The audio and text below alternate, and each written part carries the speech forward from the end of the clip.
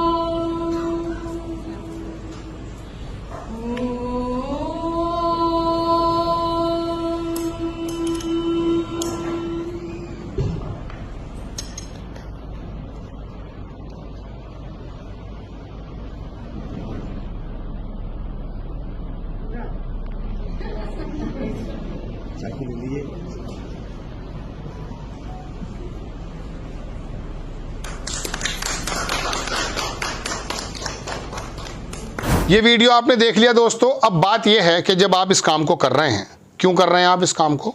University क्या इस काम के लिए है? सोचने की बात है ना। यूनिवर्सिटी अगर इस काम के लिए है तो बताइए आप हमें। बात यह है दोस्तों कि आपने स्कूलों में, यूनिवर्सिटीज़ में जब इस प्रकार के टीचर्स, प्रोफेसर्स और वीसी लगा दिए हैं जो एक ख़ास विचारधारा को प्रमोट करेगा, तो आप भी प्रधानमंत्री जी को बायोलॉजिकल नॉन बायोलॉजिकल मानने लगेंगे। फिर लगेगा कि नॉन बायोलॉजिकल जो प्रधानमंत्री जी हैं वो तो कुछ भी कर सकते हैं। फिर आप उनको वोट दिए बिना कैसे रह सकते हैं? ये काम कौन कर रहा है? वीसी, कुलपति, टीचर्स, प्रोफेसर्स, रीडर्स, लेक्चरर्स, ये लोग। और वो आरएसएस का तो आपको मालूम है कि उनके स्कूल भी चलते हैं, वहाँ किस प्रकार की शिक्षा दी जाती है ये भी आप जानते हैं। बात यह है दोस्तों कि जब आपकी ये ज़माना लगा है, 100 बरस लगे हैं इसको बनाने में। 1966 में जब ये गुमनामी के अंधेरे में मर गया था सावरकर, तो देश ने उसे अपनी कमर के पीछे डाल दिया था। गांधी जी की हत्या में शामिल था, बाद में खैर निकल गया नाम, ऐसा बताया जाता है।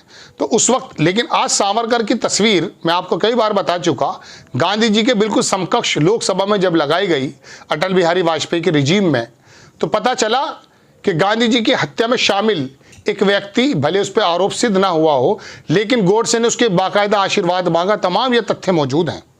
और उसने कहा जाओ और विजय होकर लौट कर आओ। उसने गांधी जी की हत्या कर दी, उसके सामने जब वो तस्वीर होगी तो एक बात बताइए, गांधी जी के देखकर वो किस कदर मुस्कुराता होगा? वो मुस्कुराता नहीं होगा कि गांधी जी देखिए मेरे चेले चपाटों ने देश पर कितना बड़ा कब्जा कर लिया है, मैंने लोगों के जहन कैसे बदल दिए हैं। गांधी आउट गॉड से इन जैसे जब अखबारात के अंदर टाइटल छपने लगेंगे, इसराइल के अखबार हेरेट्स ने छापा, Modi's new India, Gandhi out God से इन, जब ये बनने लगेंगे, गॉडसे का बाकायदा उत्तर प्रदेश के शहर में गुणगान होने लगेगा, सावरकर का गुणगान होने लगेगा, तो उस समय गांधी जी के वो तमाम सिद्धांत और गांधी जी को मानने वाले करोड़ों लोगों के वो तमाम सिद्धांत क्या शर्मिंदा नहीं होंगे आप कि ये? मगर ये हुआ क्यों है? ये एक रात में तो हुआ नहीं है। इनको तो बिल्कुल कमर के पीछे डाल दिया था। आरएसएस के लोग कहाँ चुनकर आते थे, जनसंघ के लोग कहाँ चुनकर आते थे? आज 400 का दावा करते हैं उनके जो रिलेटेड पार्टियां हैं। उसकी वजह यह है कि लोगों के जहन बदले। किसने बदले? इन टीचर्स ने बदले। ये टीचर्स ने बताया। मैं अपने आपकी बताता हूँ आपको, मैं आपको क्या क्या बताऊँ। मैं शुरुआत में जब हिंदी मीडियम में पढ़ता था, वहाँ टीचर्स आते थे, हम गुरुजी बोला करते थे उनको। तो मैंने देखा उनके टीचर्स की भाषा, कैंटीन में बैठे हुए उन्होंने नई नई बातें शुरू कर दी। बहुत छोटा था, मुझे लगा कि ये लोग भी दिमाग में ऐसी बातें रखते हैं। पता चल गया कि वो अलग ही उनकी सोच थी। उसके बाद हम कॉन्वेंट में चले गए, वहाँ पर दूसरे टीचर्स मिले, वहाँ ये माहौल थोड़ा कम था। तो पता चला धोती पहन के आने वाला वो गुरुजी दरअसल आरएसएस का आदमी था। वो तो कुछ और ही बातें कर रहा था। उसकी पढ़ाई में, उसके पढ़ाने के अंदाज में ज़मीना। तो इसी वजह से ये कुकुरमुत्ते पैदा होते हैं जो देश के अंदर बंटवारे की बात करते हैं, समाजों के बंटवारे की बात करते हैं। एक बात तो है, ये तो राहुल गांधी ने गलत नहीं कहा। दूसरी खबर मैं आपको दिखाता हूँ। वसीम अकरम त्यागी हैं, उन्होंने एक ट्वीट किया, ये भी वीडियो में दिखाऊंगा। वाराणसी से दिल्ली जा रही 20 कोच वाली वंदे भारत एक्सप्रेस में राम भजन गाए जा रहे हैं। किसी मुस्लिम को इस पर आपत्ति नहीं है।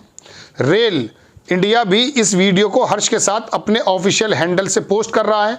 अब सोचिए अगर इस ट्रेन में कोई नमाज पढ़ लेता तब क्या होता। वाकई बात ठीक है, लेकिन हम बताना ये चाहते हैं ट्रेन किस काम के लिए। मिनिस्ट्री ऑफ रेलवे ने इसको कहा, प्रभु श्री राम के भजन, स्कूली बच्चे और वंदे भारत का सफर। देश की पहली 20 कोच वाली वाराणसी नई दिल्ली एक्सप्रेस वंदे भारत से कुछ झलकियां। कितने फख्र से बता रहा है। नमाज पढ़ने पे हम तो नमाज को भी गलत मान रहे हैं अगर लोगों को परेशानी है। लेकिन आप ये दुरंगा व्यवहार, ये ट्रेन किस काम के लिए है बताइए? ये ट्रेन किस काम के लिए है? ऐसे ही वो यूनिवर्सिटी किस काम के लिए? ये दोनों खबरें, ये छोटा सा वीडियो देख लें पहले आप।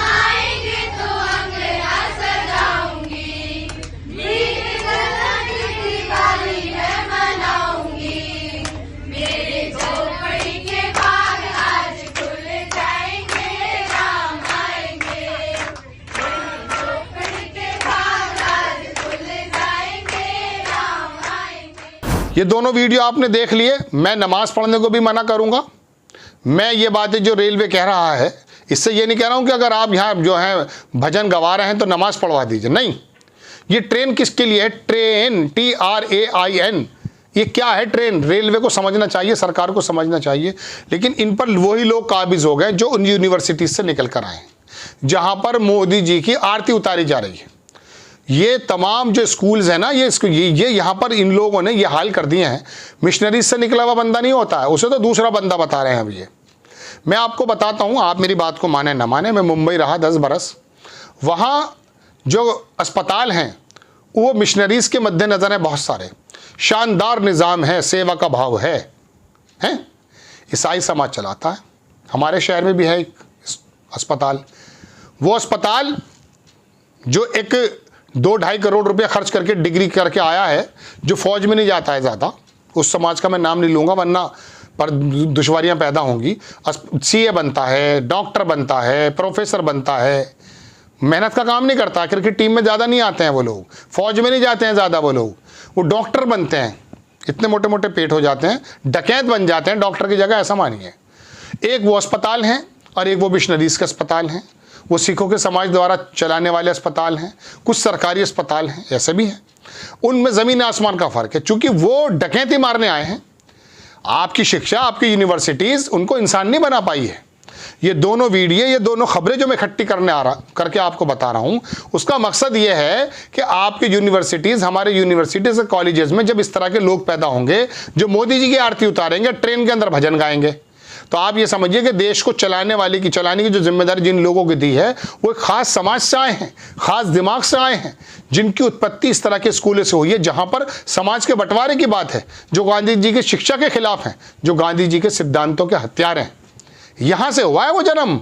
अब आप चाह रहे एकदम सरकार आएगी मुलायम सिंह की वो बदल देगी, नहीं भाई, ऐसा नहीं होगा। ये तो जमाने में बदले हैं, ये तो पौधे थे, इनको बड़ा करके शजर बना दिया गया है।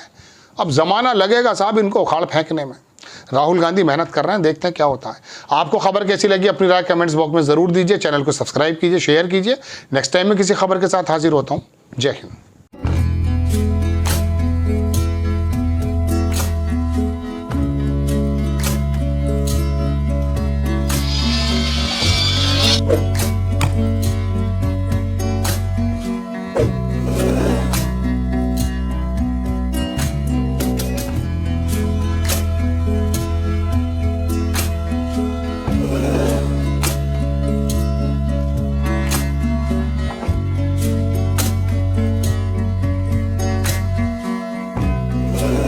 you